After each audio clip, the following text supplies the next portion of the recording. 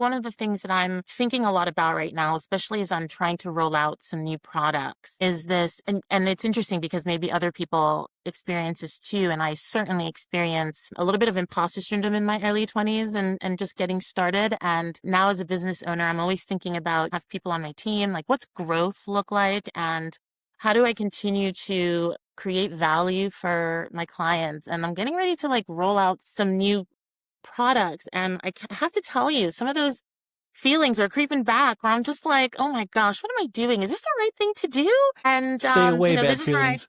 where I turn to my community, and my mentors because it's a little bit scary sometimes. But on the flip side of that, I think it's a sign that I am trying new things. And I'm a really big believer about you have to get out of your comfort zone constantly. You constantly have to be and just put yourself out of your because on the other side of that discomfort is growth. Thank you. You're listening to Brainwork Framework, a business and marketing podcast, brought to you by focus-biz.com. Welcome back to another episode. With us today is the founder and CEO of Betancourt Group, Angela Betancourt, full-service integrated communications and marketing firm that elevates the stories of individuals, businesses, and organizations making a positive impact. So excited to have you on, Angela. How are you doing today? I'm great. Thank you so much for having me. I'm really happy to be here. Absolutely. We always like to ask our guests, tell us about your journey. What were you doing before that led you into what you're doing now? Yeah, so I've had an extremely nonlinear journey, and I think there's other entrepreneurs out there, I'm sure, that can relate. I have always been in communications and marketing. It's going on 20 plus years at this point, but my career started in hospitality and the hotel industry, and then I worked in-house for PR agencies and for big name brands and all kinds of really cool projects for really big brands that we've all heard of. And my journey really ended up taking me into some interesting places. I've traveled the world because of my work. And ultimately, I spent 2 years living in Sierra Leone during Ebola. And the project that I worked on there really helped shift a lot of things for me when I got back stateside that inspired my master's degree journey, and then also really cementing myself more into the environmental and social impact space. And so it's been an incredible journey so far, and I'm super grateful for all the random and sometimes not so random experiences that led me here. Tell me more about the work that you're doing now and how you're helping some of your clients. Yeah, I really wanted to find work that aligns with my personal values and work that feels like I'm trying to make the world a better place. And I really am excited to work with brands and to bring in opportunities for my company that align with environmental impact and social impact, and essentially helping to tell stories of brands that are doing good. There are so many companies and organizations out there that are really trying to make a difference via their services, their products, and I want to help elevate those stories. I want people to become aware that these businesses and brands exist, and I find so much fulfillment in being able to tell those stories. I love that, and it's really hard for a lot of businesses out there because there's so many great ideas, and what they lack a lot of times it's the PR, the marketing, the communications, knowledge in order to get the word out, right? Like, how do we get business and get sales and tell people about this? So it's always a challenge for them. Are there a lot of commonalities for the struggles of businesses that you typically work with, or what common struggles do you see them having? Yeah, and I think one of the upsides of technology are all the opportunities that presents itself, but on the flip side, technology also presents way too many opportunities, and I'm constantly finding nonprofits, businesses, entrepreneurs that are like, what platform am I supposed to be on? What's the algorithm doing today? Should I be on TikTok, Instagram, Blue Sky, Threads? I mean, it's endless, the number of options, and that's one commonality that I'm seeing across the board is where should we be putting our attention on the social media space? I guess we're jumping into video now, so what video content should we be doing? And I find this to be true. No matter what these businesses and organizations are doing, this is a common theme that I'm constantly finding. Absolutely, because it feels like the world of marketing, technology, and just the internet in general is constantly shifting. It used to be every 3 years, then it was 3 months, now it's 3 weeks. And every 3 days, I feel like there's a new platform or somewhere else that we should be getting our news or communicating on. Absolutely. And we're seeing this shift in the media change as well. So suddenly it's, almost like, should I be on Substack? Should Betancourt Group be on Substack? It's this constant trying to figure out and navigate, where should I be telling? I know I should be telling my story, but where and how and when? And so that's really the challenge that I'm seeing. As a business owner myself, I ask myself those same questions all the time.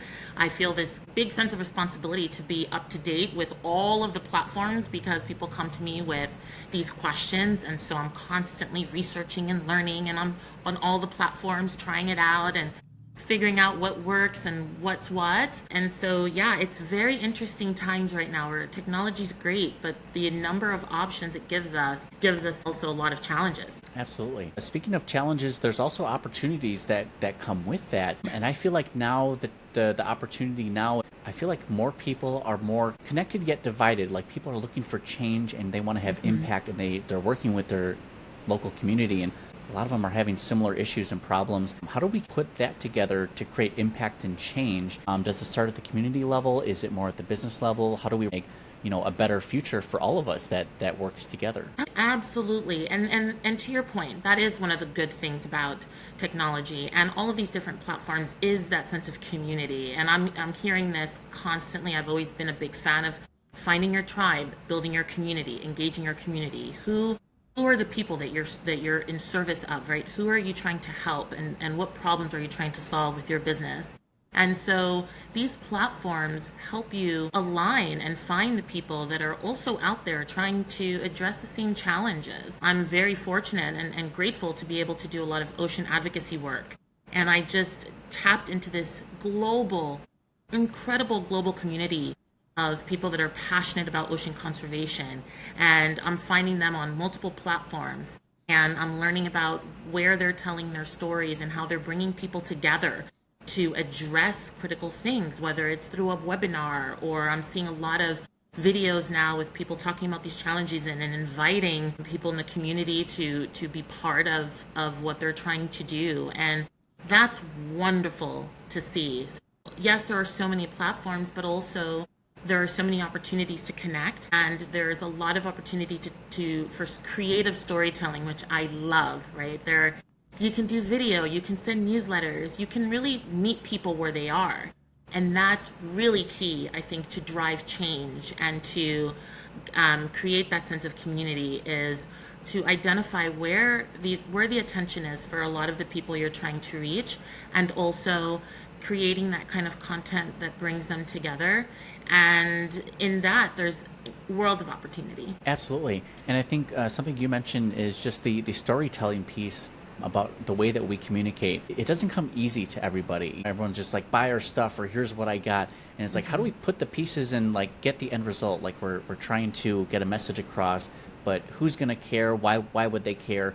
How do you approach the storytelling framework with the business, or just kind of general communication? Yeah, that's a great question. And it really comes into understanding who your audience is, right? Storytelling is at the core of communicating your company's mission and vision and values to your ideal audience. And that is first. It's, who are you talking to?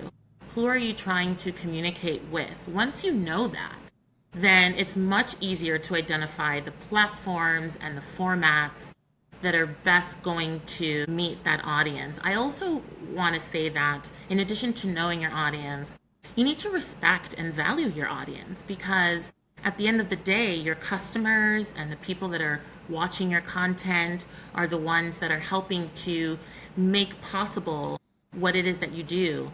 And so I really like that when brands not only understand their audience, but are creating content and telling stories that really honors who their customer is from a very authentic place, right? You're not trying to pretend to be something that you're not, because consumers know they're going to catch on. And if they don't catch on themselves, someone's going to tweet about it, IG about it, or TikTok about it, and the cat will be out of the bag. And so showing up authentically and respecting your audience for the ultimate value that they're bringing to your business is really key. Absolutely.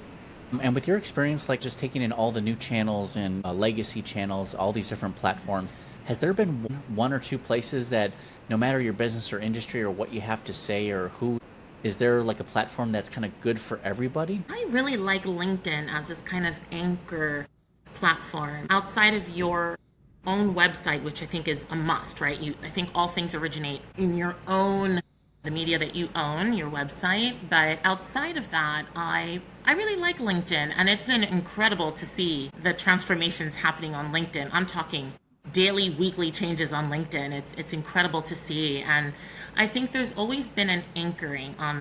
I believe it's the most trusted B2B platform right now. And so when you factor in those types of things, I think people should have some sort of presence on LinkedIn, especially with all of the incredible advances that they're making right now to bring it into this next era of storytelling and content creation and video. And so it's early stages on LinkedIn and these new changes, and I think it's a great time to start being on there. And then I would say second to that, the platform that would make the most sense is the platform where your audience tends to be the most. And I don't want to overgeneralize, but let's just say, for example, you're targeting a younger audience or a Gen Z audience. TikTok is going to be a good place for you to be on, right? That still is a good platform, but I would also keep an eye out on these very quickly changing trends. Yes, absolutely. And I wanted to get more into the like the consumer side. Is there a place that consumers can go to find which businesses are doing good work and giving back to the community? Or I guess where should they look on a business website, or what questions should they ask to see what impact that business is doing for their community? Oh my gosh, that's such a great question. And I think a couple of places. One, it's good to always go, if you're just in the early stages of understanding what a company is trying to do, a good place is to go to their website, right? And just go to their About Us page or their missions page or their values page.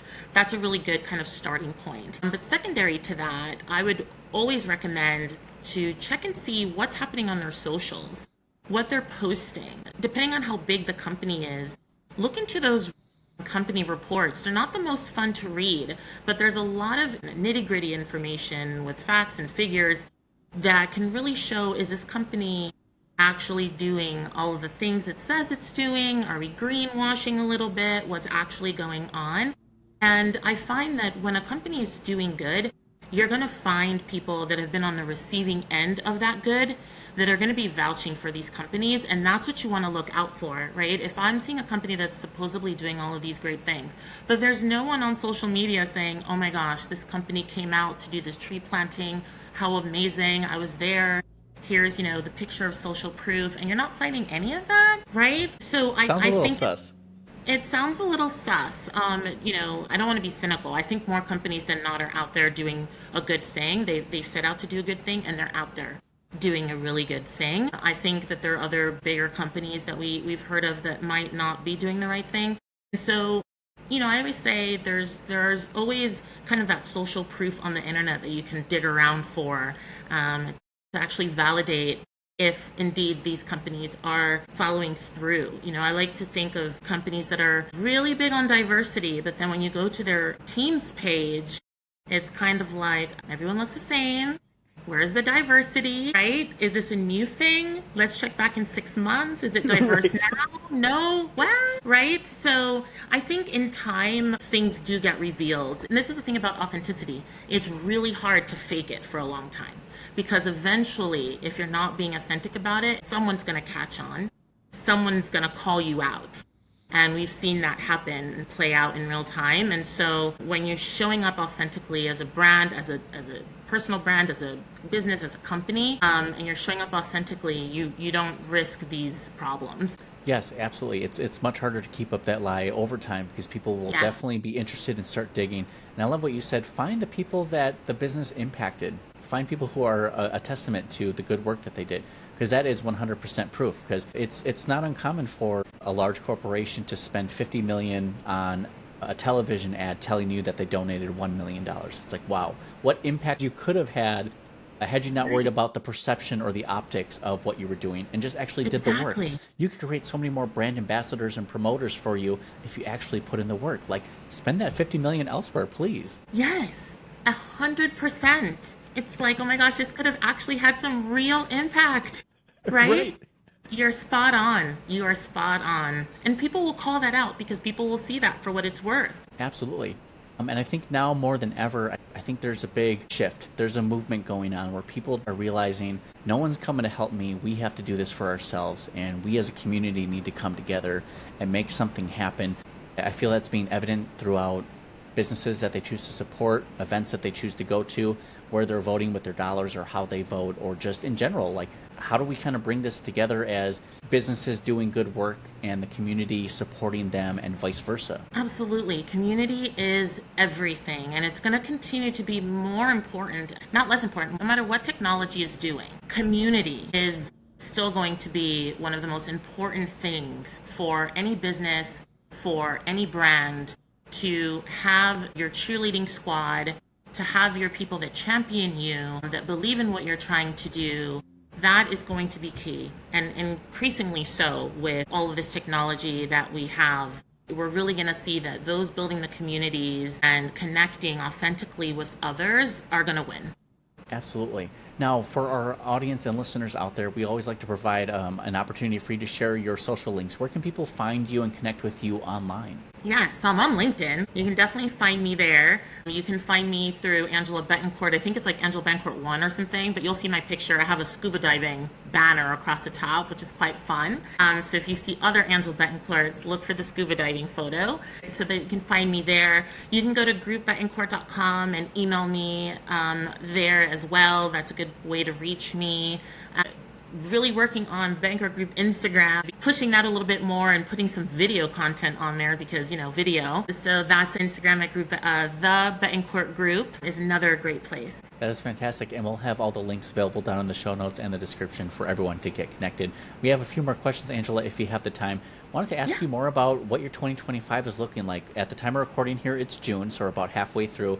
Do you have new projects or new ideas or new initiatives that you're putting together, or are you just kind of growing and scaling everything that's been working so far? I am so excited for the second half of 2025. My goodness, there's so much going on. Big ideas that I want to see come to fruition, but also just exciting things that my clients are up to. One of those is the Climate Film Festival. The second annual Climate Film Festival in New York is in September. The inaugural Climate Film Festival was sold out, massive success, incredible event. And so if you're in that area and you're into film, it's climatefilmfestival.com. It's such a great event. And so literally right now we're getting ready for that. That's going to be really exciting. And then of course there's all that Climate Week stuff that's happening in September as well. The Betancourt Group is going to be doing about 2 events this fall, so lots of planning around that as well. And then, of course, one of my favorite things ever is Art Basel and Miami Art Week in Miami. So much fun. Very much looking forward to that too. So a lot of really interesting things happening in 2025. I think some people have like slow summers and like chill summers, and my summers are not going to be chill, but I mean that in the best possible way. We're going to be cranking stuff out and we're really excited. That is wonderful. Now, my next question, I wanted to take a moment just for gratitude and appreciation a little bit to ask you about your mentors or people who have been inspirational to you or helped you along the way, either people you want to shout out or how they helped you in any way. Yes. Oh my goodness. So many people have helped me along the way and throughout the years. As early as my undergrad internship at the Greater Miami Convention and Visitors Bureau. Jennifer Haas, shout out. She's still there. She's worked up her way because she's brilliant. Jennifer is one of these people that still calls me about opportunities. She still emails me. She's still inviting me to things. And it just blows my mind because I just think about how fortunate I am. So there's so many people. My mom, shout out. She's wonderful and supports all my crazy ideas because there's a lot since I was young. So props to her. And then I'm in the Air Force Reserves. So fun fact, I'm in the Air Force Reserves, and there's so many people in the Air Force in my unit that give me so much mentorship. And one of these, it's Colonel Bennett. She is a powerhouse of a woman. Mom, pilot, PhD, mechanical engineer, colonel in the Air Force. Like, this woman is incredible. And she said to me not too long ago exactly this thing about ambition. And she said, how do you eat the elephant? One bite at a time. And if you're an ambitious person and there's always an elephant that you're trying to just figure out how to consume this elephant in terms of, these big, massive projects, one bite at a time, one step at a time. And that's going to stay with me for a very long time. And so, Yeah, there's just so many incredible people in my life that have helped me get here to where I am and continue to guide me as I move forward with new things. I love that. We rely a lot on our community and our close friend group and a professional group for some guidance and mentorship along the way. So helpful. Wouldn't be where we are today without them. So again, huge shout out. Absolutely.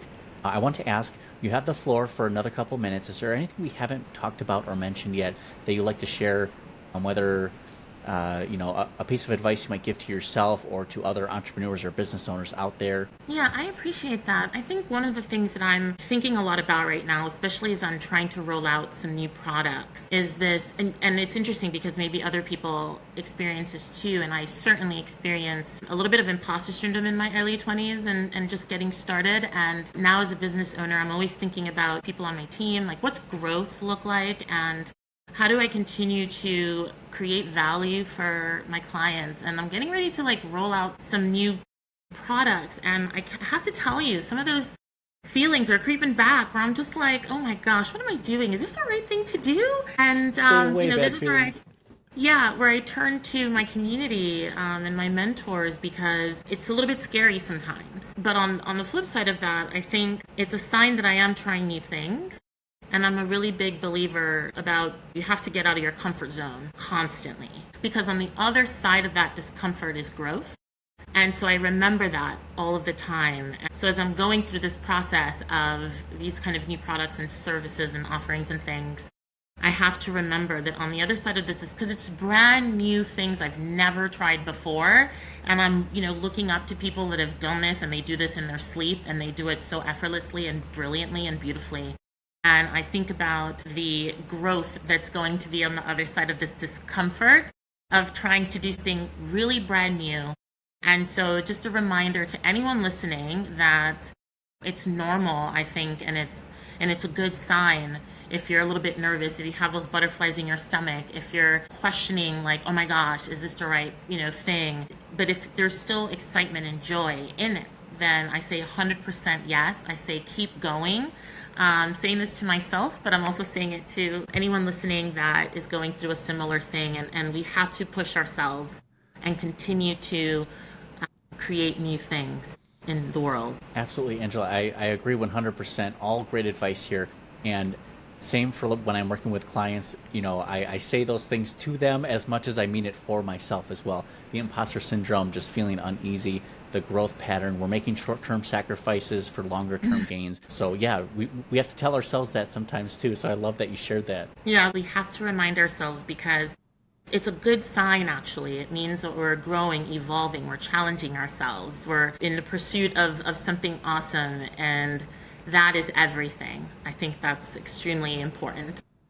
I love that. Angela, thank you for coming on and sharing your wisdom, tips, and tricks with us. All those interested can get connected with Angela down below in the links in the show notes description there. Angela, keep up the great work. Thank you for everything you've done, and wish you all the best in your future endeavors and successes with your new product launches here. Very exciting. Thank you. And likewise to you. Thank you for having these conversations and for creating space for people to talk about all of these important topics. And thank you. I really appreciate it. Oh, same here. I appreciate that. Thank you. I appreciate it. Love all around. Thank you. Well, thank you, Angela. I appreciate it. Thank you. Thank you.